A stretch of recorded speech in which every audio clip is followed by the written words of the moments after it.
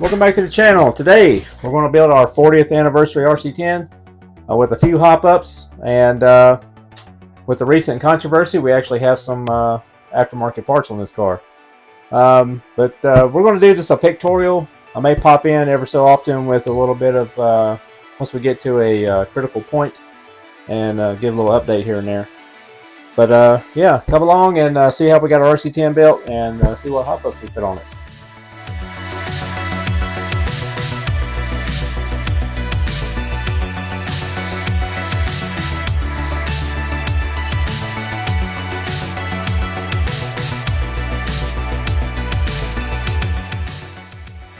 Alright, here's where I first little mess up here. We didn't hit the mic. But anyways, I'm just going over that tiny wrench and the tiny screws in the idler gears, or the transmission gears that hold the bearings in. Managed to get it together pretty flawless with the tiny wrench that was provided. Not as hard as I remember doing it in the past. The gears were, I don't know if they were soft or pre-threaded, but either way, they went together fairly uneventful, and we got the transmission together really smooth. Only hiccup we had was getting the bearings in the lower outdrives. They are a little bit tight. One of them went a little bit better than the other, but we did manage just to clean it up a little bit, and we got the bearings in there without causing any major damage.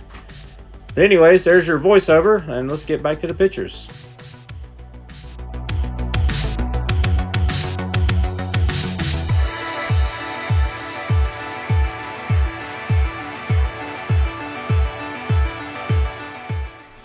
Alright guys, we're going to pop back in here. Sorry about the audio on that first video. I really hate that, and I was not taking that transmission back apart just to make a video. So I did a little voiceover on that, and we got past that one pretty painlessly.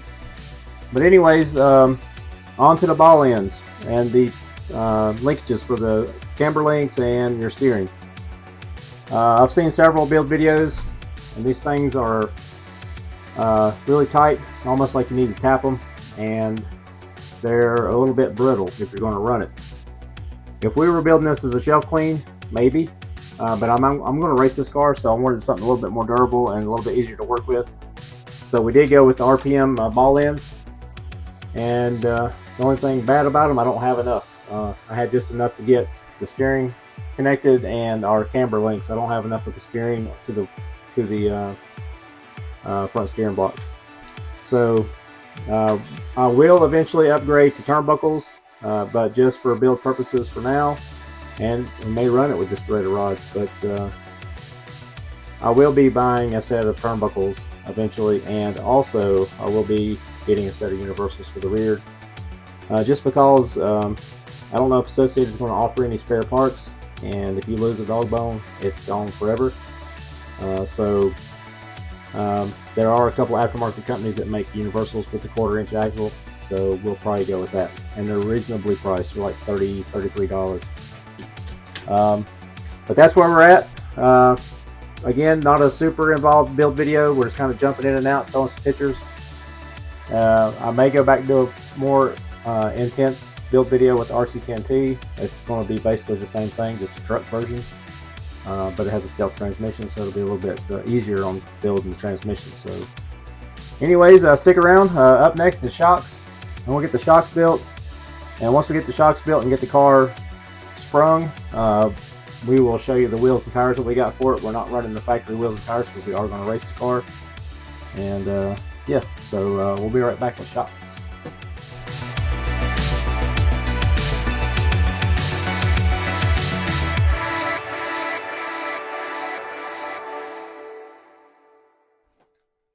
Alright guys, we are back. We got shocks installed. These shocks are easy to build. It takes a little bit of practice to get the bubbles out of them, but they're feeling pretty silky smooth. I believe there's an aftermarket cap that has a bleeder valve. I have to look into those because these don't have a bladder in them. They just have an O-ring around the top. And if it had a bladder and a bleeder valve, it'd probably be a little easier to get all the air out. We're not running the stock. We're at the point of putting the battery mount in. We're not running the stock battery mount. We're going to run a Factory Works Shorty LiPo since we're going to run it. And wheels and tires, we are not building the factory wheels and tires because we're going to race it. We got J Concepts. We got the mono, we got the 1.7s and the 1.9s. And we're going to start with the barcodes. There's only 2 different tires. The barcodes, the track we're going to be running on is a very hard packed, damp clay surface. And probably these and grind the tread off of them, honestly, because they run slicks on most everything there. So, but no faster. We're going to be going with 21.5. Would probably be just fine to run them out of the pack. I'm not going to glue them up today because I want to clean them and get all the mold release wax off of them. But we will put them on the car and get it rolling. So we'll at least get that far. And then after that, I don't want to put my servo in quite yet. It's calling for a servo. I've got this Eco Power. It is a good servo, but I might want to step it up a notch. I'm not sure yet. No more than I'm going to run this car. This is probably going to be perfectly fine. But I want something really fast. And these are pretty fast. I got one in my TT02, and I have one in that little Mini we ran the other day. And it's more than enough for that car. But it'll probably be fine. But we're going to hold off because we don't have to put that in right now. We're not running tomorrow. So we have that just in case. Yeah, so we're going to throw these on right quick. And then we'll wrap up as a roller. And then we're going to move into the body. The body, I'm just going to say I'm going to do a Jay Hosley inspired paint job. It's not going to be exact. We're not trying to go. We're going retro, but we're not trying to recreate anything. Is what I'm saying. We're going to do my own thing. So we're going to do the Jam and J paint job with a little bit of twist to it. Maybe change the colors up a little bit brighter, because his car was just standard red, orange, and blue. So we might brighten it up a little bit and make it a little more modern twist to it, and add our own colors to it. Seeing how we got all this neon, we got the neon ball cups and we got neon wheels. I did buy black and white wheels. I was going to do the Jam and J kind of tribute with black wheels in the front and the white in the rears, but we went ahead and went all yellow. I do have a set of white and black if we want to do that in the future, or if we need to get the other tires. There's the, I think it's the Goosebumps. I'm not sure, but they make another tire. So, but we're gonna go all yellow to begin with, and yeah, let's throw these things on and get this thing rolling.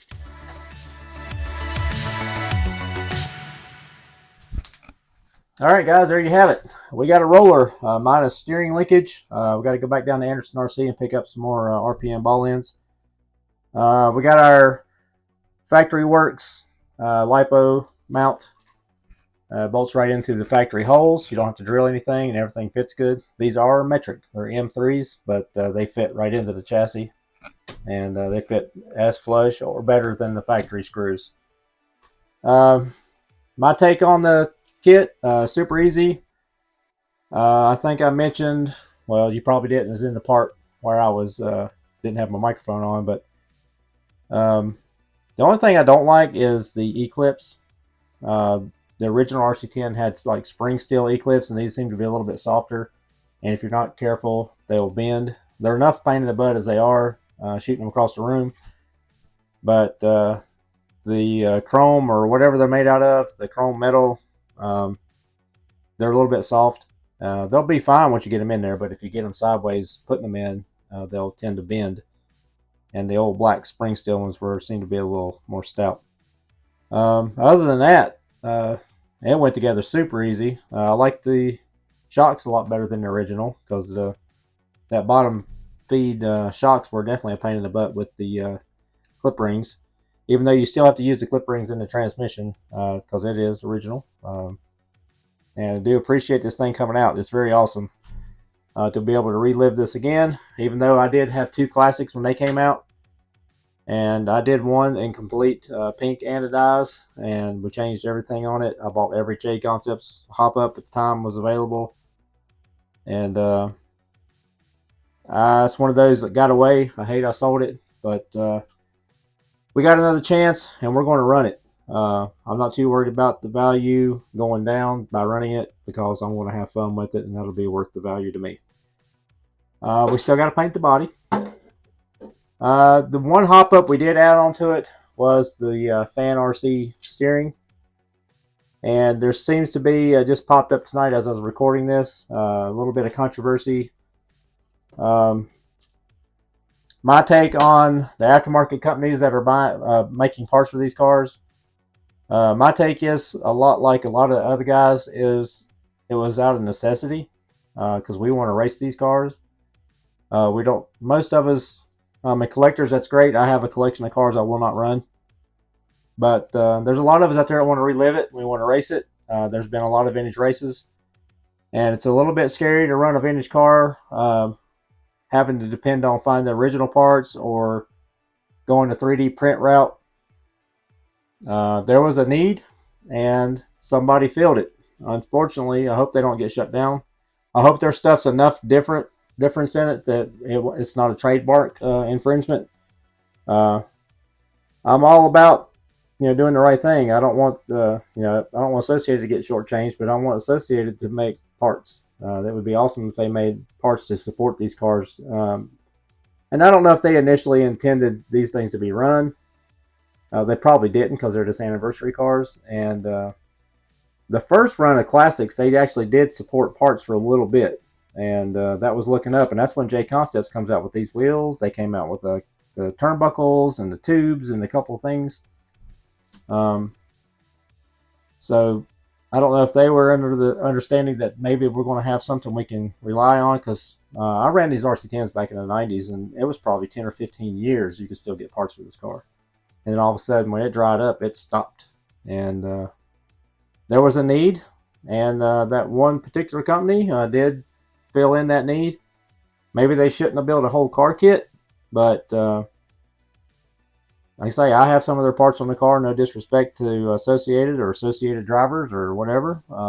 It was just a necessity because I can't go to Associated and buy the hop-ups that I want for this car. And if they're different enough from factory parts, then that's legit, I guess, because RPM used to make parts for these cars. Everybody made aftermarket parts back in the day. Hot Tricks, A&L, McAllister, everybody made something for this car that didn't infringe on the original part. So like I said, if that aftermarket car or the parts is different enough, I'm okay with it. I'm glad that we have parts being produced so we can race these things. I am going to build this 10T to race. It is an anniversary truck, but we're going to race it. I actually have 3 amongst my circle of friends that we're going to run them. And I don't want to have to sweat breaking something. Those things were a little bit fragile back in the day. The A-arms were anyways.